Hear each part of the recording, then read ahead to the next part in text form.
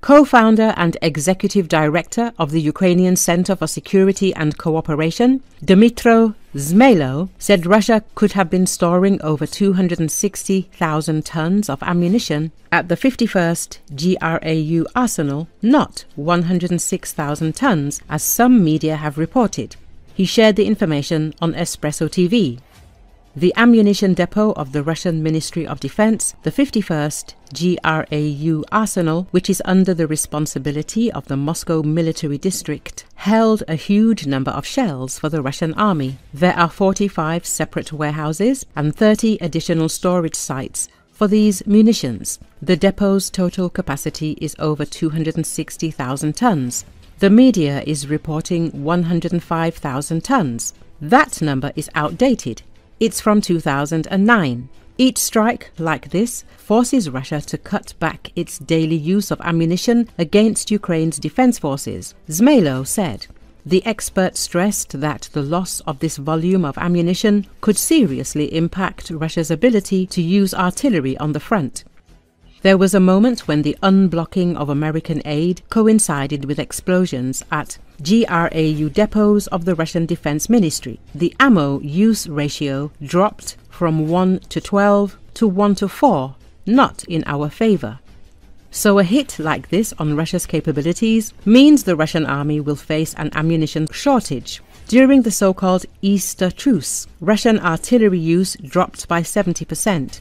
So if we're again waiting for some framework documents, we need to understand Russia isn't holding fire at the front because it's honoring negotiations. It's because Ukraine's defense forces took away their ability to fire, he added. After the explosion at Russia's 51st GRAU arsenal on April the 22nd, local footage began circulating online, showing munition fragments scattered across a wide area, Defense Express reports.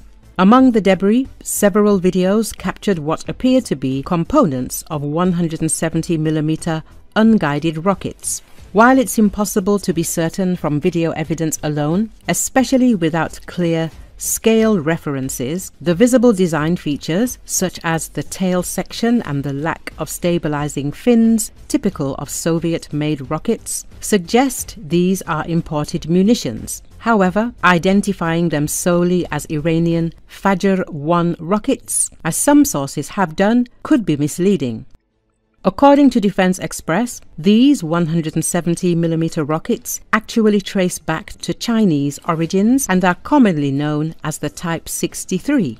Originally developed by China in the 1960s as a scaled-down version of the Soviet BM-14 system, which used 140mm rockets, the Type 63 became widely exported and locally replicated around the world.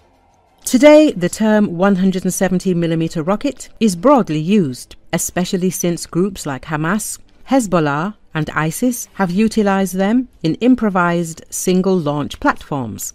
The original Type 63 system is a 12-tube multiple-launch rocket system with a firing range of up to 8 kilometers, while more modern variants can reach as far as 11 kilometers. Each rocket weighs approximately 18 to 19 kilograms, with around 8 kilograms dedicated to the warhead. Over 30 countries, particularly across Africa and Asia, have the Type 63 or its variants in their arsenals. Besides Iran's Fajr-1, there is also a North Korean version known as the Type 75. The exact origin of the rockets found at the Russian arsenal remains unknown, but both Iranian and North Korean supply routes are plausible. So far, there is no confirmed footage of Russian forces using these 170mm rockets in a standard MLRS configuration. However, that doesn't rule out their use in portable launchers, improvised setups, or even mounted on light vehicles.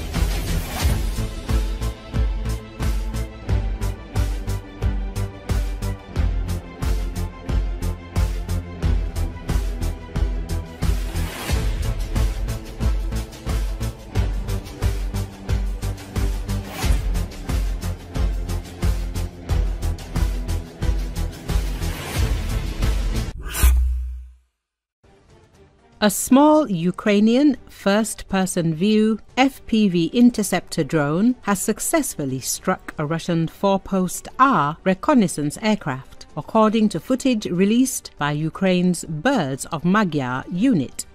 The interception, which took place at approximately 3,960 meters, represents a noticeable achievement in the evolving landscape of aerial combat, Forbes reports. The $2,000 Ukrainian interceptor damaged or potentially destroyed a Russian drone valued at around $7 million. The incident occurred over Easter weekend, when Russian operators reportedly decided to carry out a strike using the four-post armed with two CAB-20 laser-guided bombs weighing 20 kilograms each, despite a supposed ceasefire.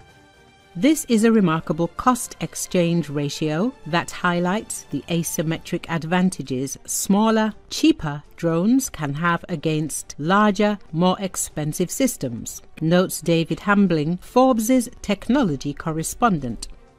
The four-post R, a Russian-made licensed copy of the Israel IAI Searcher 2 drone that first flew in 1998, is one of Russia's largest unmanned aerial vehicles, with a wingspan of over 10.4 meters and a takeoff weight exceeding 500 kilograms. The aircraft can carry out long-endurance reconnaissance missions with a flight time of more than 18 hours and a ceiling of 5,640 meters.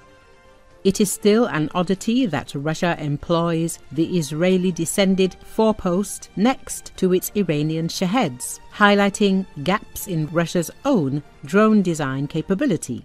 Hambling points out, Robert Brovdy, commander of the Birds of Magyar unit, posted a video of the interception on his Telegram channel, claiming the FPV was personally piloted by the commander of the unit's interceptor division.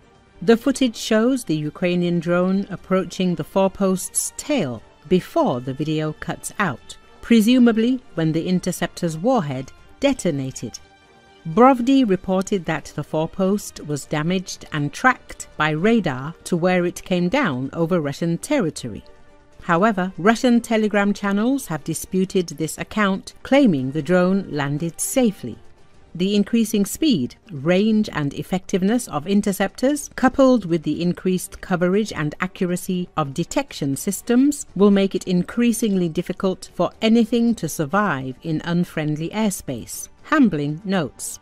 The four-post R is normally a propeller-driven aircraft that cruises between 112 to 145 kilometers an hour with a maximum speed of 193 kilometers an hour, making it vulnerable to faster and more agile interceptors. This incident parallels recent reports of Houthi forces downing multiple US MQ-9 Reaper drones, which Hambling notes are relatively low speed, low agility aircraft without stealth or other defensive aids, which has little chance of surviving in air-to-air combat of any sort.